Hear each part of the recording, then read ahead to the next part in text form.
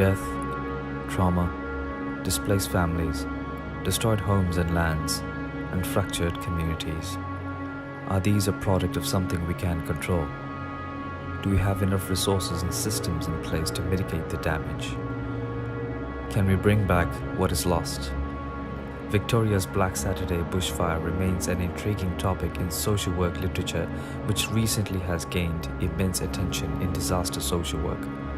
In this video, we will look into the nature and the impact of Black Saturday. We will discuss about the roles of social workers in immediate and mid-term responses. We will also look at some of the social, cultural, and economic determinants related to social work responses. And lastly, we will review some of the ways we can implement individual and group-based social work practice frameworks. Climate change is one of the biggest topics in the world right now. We can see the effects and changes happening all around the world. There are polar bears scavenging for food in garbage fields and even starving to death. Tsunamis, storms, and other natural disasters occurring much more often than they used to in the past. And this is because the Earth is getting warmer and warmer. In Australia, the increase in the occurrence of bushfires is one that needs to be addressed from the roots. From one of the most devastating bushfires that occurred 10 years ago, researchers concluded that failure to address climate change was the biggest mistake made that resulted to massive loss of lives, livelihood, and homes. The country has had a long history of bushfires. It is currently estimated that the annual cost of bushfires amount to $180 million and is set to double within the next 25 years. More than 400 civilians died because of bushfires since 1901, and two-thirds of which came from Victoria. According to the Climate Change Council of Australia, in the future, it is expected that the number of bushfire incidents will drastically increase, and this is due to the continuous increase of temperature caused by climate change. Today, bushfires are no longer just Australia's problem. Many other countries are experiencing bigger and longer bushfires. The increase in the number of bushfires are seen to be in the areas where the climate is becoming warmer. The increase in temperature in those areas has made big contributions to the spread and length of the fires. They also found that this occurred in areas where the population is quickly growing.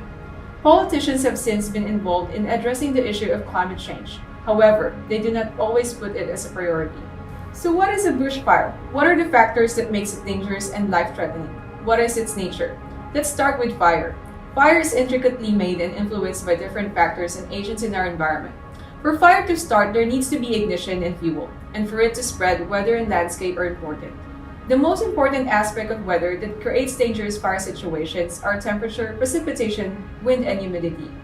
Once a fire starts, it will easily spread when the weather's temperature is very hot, its humidity is very low, and the winds are very strong. During summer in the state of Victoria, all those factors can be observed. The weather is very hot, wind is strong, and the lands are dry from the heat. It will only take ignition to start a fire, and that can cause massive damages. The Black Saturday bushfires were one example of tragic events that occurred due to the extreme weather conditions. It was reported that on Saturday, 7th of February 2009, the temperature registered 46.4 degrees within Melbourne, 47.9 degrees in the Port Phillip region, while the highest temperature recorded was 48.8 degrees in the Mallee regions. Strong wind gusts of up to 115 kilometers per hour, paired with the extreme heat, created the perfect environment for fire. Considering the nature of the Black Saturday bushfires, let us look into its impact at a community and individual level. The February 2009 Black Saturday bushfires resulted in multiple fatalities, damaged buildings, and destroyed community infrastructure. It impacted families, destroyed their homes, businesses, and even their day-to-day lives, representing three types of long-term impacts, which are social, economic, and environmental. Social impact pertains to injuries, fatalities, loss of cultural heritage assets, and health problems that has detrimental effects on psychological well-being of survivors. Many studies focus on the onset of stress-related problem, which includes post-traumatic stress disorder and depression. Studies report that 42% of affected people were distressed 1 year after the Black Saturday bushfire, and 23% were unaffected. They also found out that children had higher rates of psychological disturbance than adults. A study was conducted in the communities affected by the Black Saturday bushfire. It was categorized in 3 levels: high impact, which is high levels of lives lost and properties destroyed; medium impact, pertaining to small number of fatalities but significant amount of property damage; and lastly, the low impact, which leaves no evidence of significant damage. The researchers found out that the majority of community respondents, including the most affected by the Black Saturday bushfire, took 3 to 4 years to develop resiliency. Overall, the rate of diagnosed post-traumatic stress disorder or PTSD reported in high affected communities was as high as 21.7%. And at least 10% of people living in the medium and low affected communities reported being diagnosed with PTSD. Around 12.9% of the people in high affected communities were diagnosed with major depression, which represented a common finding in the post-disaster context that featured personal loss and destroyed infrastructure. Other major impacts by the bushfire constitute socioeconomic issues including loss of property, infrastructure, and business disruption or total destruction, leading to economic impacts. There is a possibility of transport disruption because of road closure, power and electricity loss, and the loss of agricultural products. These issues are later discussed in detail. Also, the environmental impact, including damage to soil, water, and air, which cause direct and indirect impacts, health in terms of respiratory, cardiovascular, skin and eye injuries, and the ecosystem of the affected community. In summary, these impacts produce short and long-term implications. Even though bushfires have the potential to be destructive, the actions we take to mitigate, prepare, and respond to severe bushfires will determine the level of severity and the degree of recovery from all three impact types. Before we dive into the myriad of social work responses, we must establish that social workers' contribution in reconstruction and rebuilding of communities in post-disaster situations is not well documented. However, with the increasing incidence of natural and human-made disasters over time, our team has observed an increasing body of literature in social work experiences and roles encompassing micro, meso, and macro systems. Henceforth, we use this information as our guide to support our plan of response to bushfires similar to Victoria's Black Saturday. We live in an uncertain world due to the rising risk of dangerous climate change and natural disasters. This uncertainty begs governments at all levels, entities trying to respond to the natural disasters, and even the affected community members to work together. What I'm referring to is the coordination and organization of actions of political structures, multiple agencies, and the community. Not too long after the Black Saturday bushfire, it was reported that there was a lack of coordination and organization of recovery measures, and a general sense that the recovery effort did not start immediately, leaving residents to organize their own recovery centers. So before actioning initial responses, it is really important to have intergovernmental and inter-organizational relief arrangements for disaster preparedness to ensure appropriate services and systems are in check. Now, in terms of initial responses, there are many roles carried out by social workers which mostly comprise a combination of case management, counseling, and community development. We have thematically analyzed this and found that social worker roles conform to two broad categories.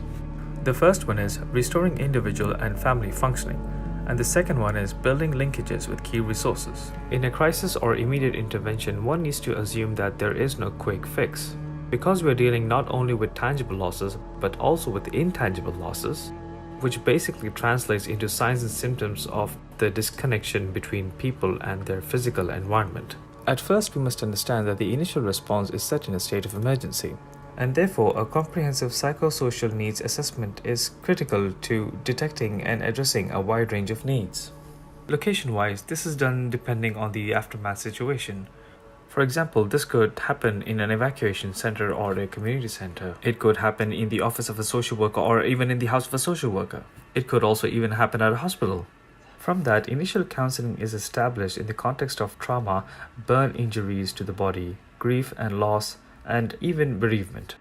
In this intervention, social workers are expected to be the providers of education and information to be able to reorient survivors' psychological response to such unfortunate circumstances. And this sort of access to information can also be done via a 24-hour helpline service. Now, the case management aspect becomes a bit dominant here. We are talking about the practical assistance, which could simply mean providing food and clothing, locating pets, firewood, and stocking food. The other theme to this intervention is forming linkages with agencies who are there to help the people, And this could be through providing financial assistance, through accessing government grants for damages to the houses and local businesses, and also help in processing reimbursement through insurance claims. Now, we must be aware of the reality of these services as they do have criteria to actually offer these services. So, you are expected to have people who are not eligible for this sort of support. And in this space, social workers are expected to be advocates in order to negotiate service delivery systems in favor of clients. And in the process of case management, social workers become liaisons when they are corresponding with multiple agencies to meet the individual and family needs. For instance, social workers will liaise with police, with Red Cross, with the coroner's court to locate and identify missing families. They also organize memorials and funerals and also work with hospitals to be able to provide a unique contribution in clinical care. The ending of a crisis intervention session, if in a hospital, would happen in a discharge, and if it was in any other setting, it would be happening in a termination stage. So at this point, it's really important for social workers to ensure that individuals and families have proper linkages to key resources, and also ensure they have been allocated a case manager, ensure that they have a housing accommodation, and have been referred to necessary services, for example, if there's a need for further counseling or psychiatric care or medical support. The medium-term response is about rebuilding homes, lives, and communities. Unlike the previous term response, this stage focuses on beginning of planning for the future, addressing inequalities in access to resources and building resilience in the community. At this point, we also think about the long-term phase with the expectation of key stakeholders like government agencies, NGOs, private organizations, and local community businesses to work collaboratively toward community development and capacity building.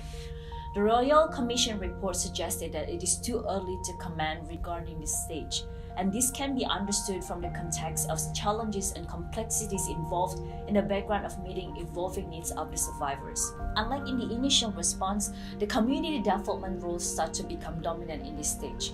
We expect social workers to work with the key stakeholders to help build new projects, which requires social workers to be leaders and secure sufficient resources.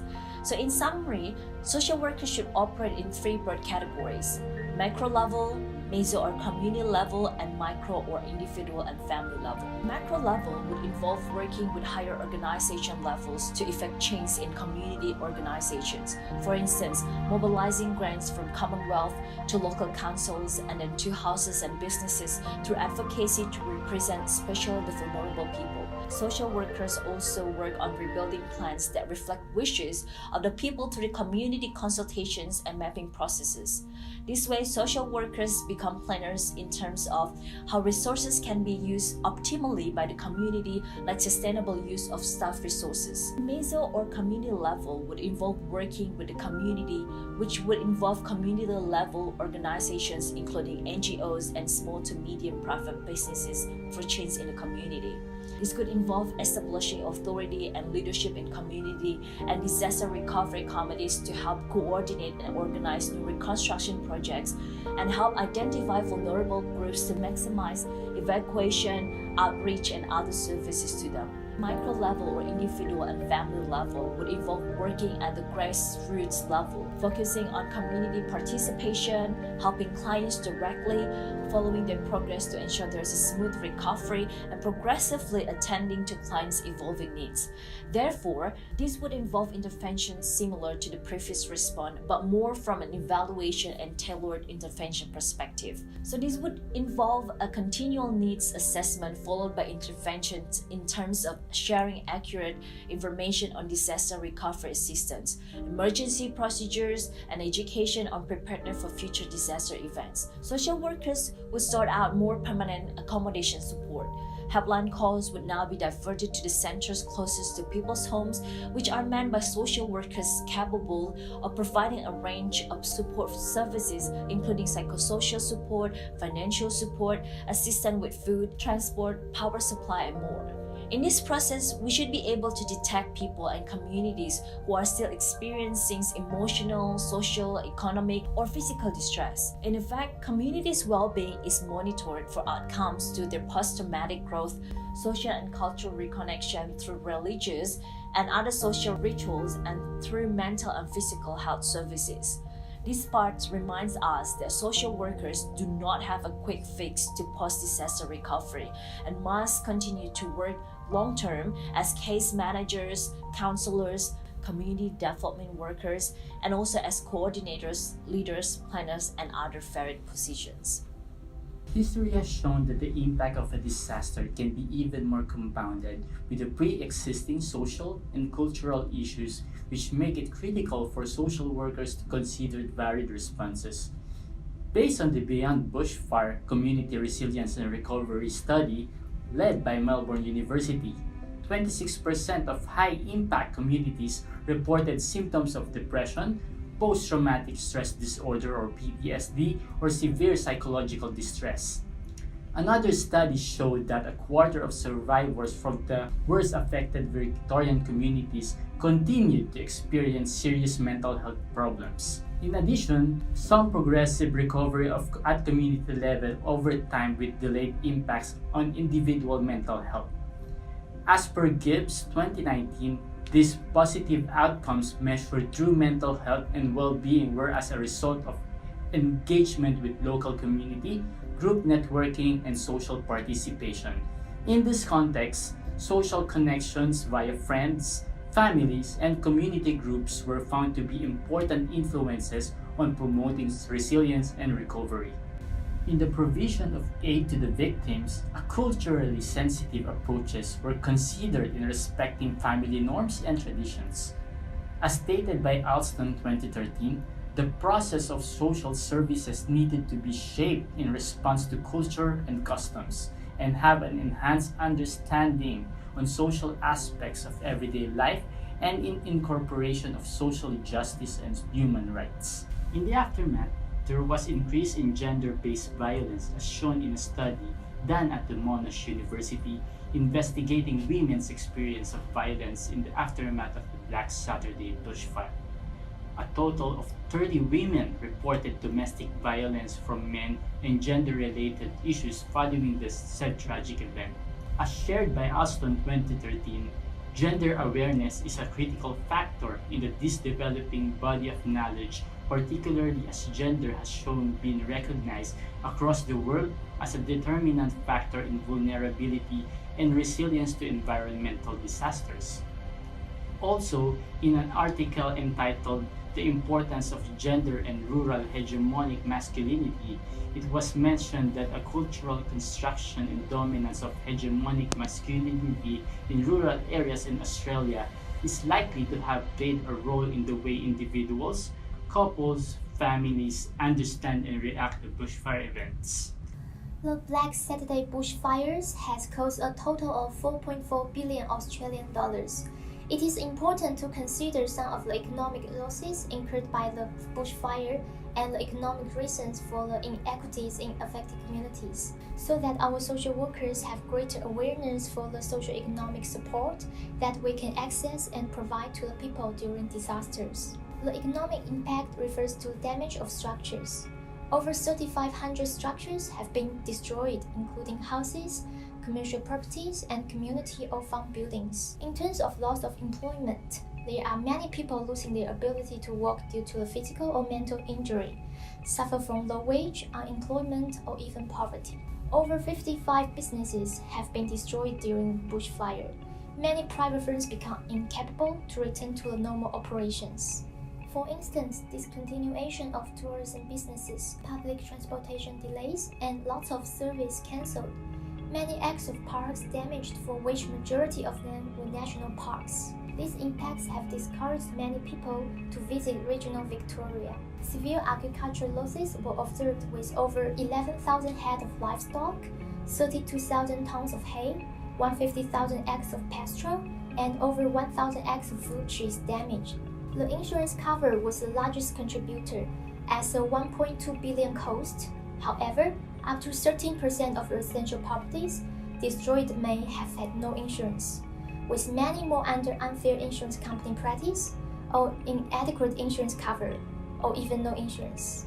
So regarding these issues, we can also predict there's an unfair distribution of resources for different communities, which may be responsible for unequal social work responses. We need to learn through the cases and raise our awareness to develop not only more powerful tools, but also systematic procedures to manage the disasters. First of all, enhancing the availability of social workers in rural areas can be achieved by increasing the wage and encouraging social work students to do placement in rural areas. Secondly, developing more long-term interventions for disaster management by setting disaster risk reduction programs at a national level or for local communities. Funds and financial aid should be widely allocated since rebuilding local economics is crucial. At this point, Bushfire Investment Fund, Business Recovery Program, recovery workshops, business information and support, referrals to business counseling, and government grants and loans should be considered into practice.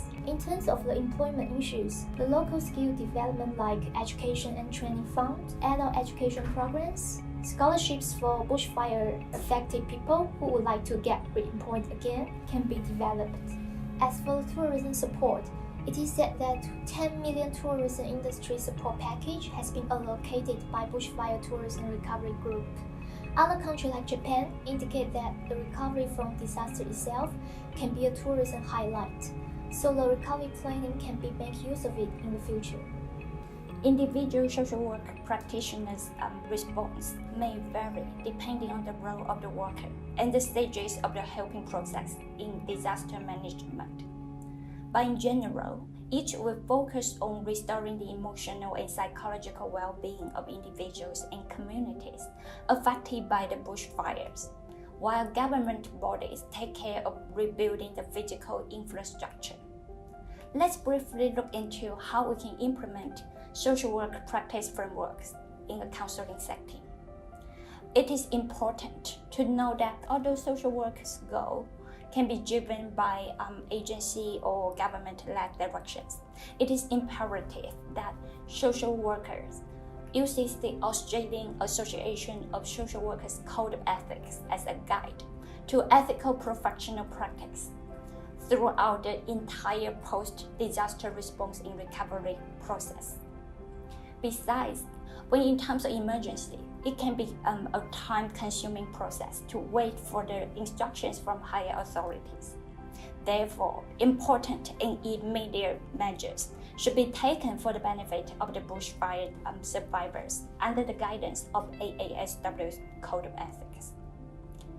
As discussed earlier, at the initial stage, a biopsychosocial assessment of clients will be conducted to assess the impact of the disaster on their psychosocial well-being, their functioning and balance within their new environment, and evaluate their needs. It's been established that injured clients, those who have lost their loved ones, and those who have lost their homes and assets in the bushfire, experience significant life stressors which impair their person in environment fit and predispose them to PTSD.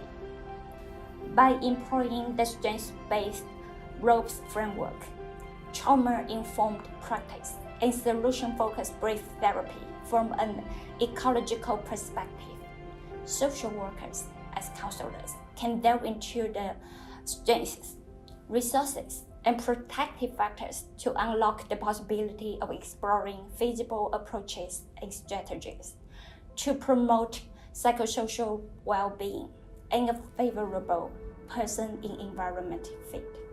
In social work group practice, the implementation of practice frameworks is somewhat different from individual social work interventions. There are a few methods that can be implemented specifically in response to disasters such as in 2009 Victorian bushfire. This practice framework, which can be applied to disaster response in groups, is the Disaster Cross-Cultural Counseling (DCCC) model that provides culturally responsive post-disaster social justice group interventions. This model takes into account the essential need for understanding the historical, cultural, economic, political, and social dimension of the survivors' lives. The foundation of the DCCC model is the 9 DHHS 2003 guidelines, and it has 5 phases which offers framework for group practitioners to aid disaster survivors to gain a sense of personal control, coping, and psychological stability. The DCCC model has 5 phases. In Phase 1, survivors explore using existing coping skills to adapt and manage the post-disaster situation while beginning to feel psychologically safe, meaning to establish a comfortable and safe environment, stabilize the situation, acknowledge the crisis, and normalize survivors' reactions. During Phase 2, new skills to handle the post-disaster realities are developed, where the usual coping skills may be ineffective after the disaster, where the group workers will explore new and alternative coping methods to survivors.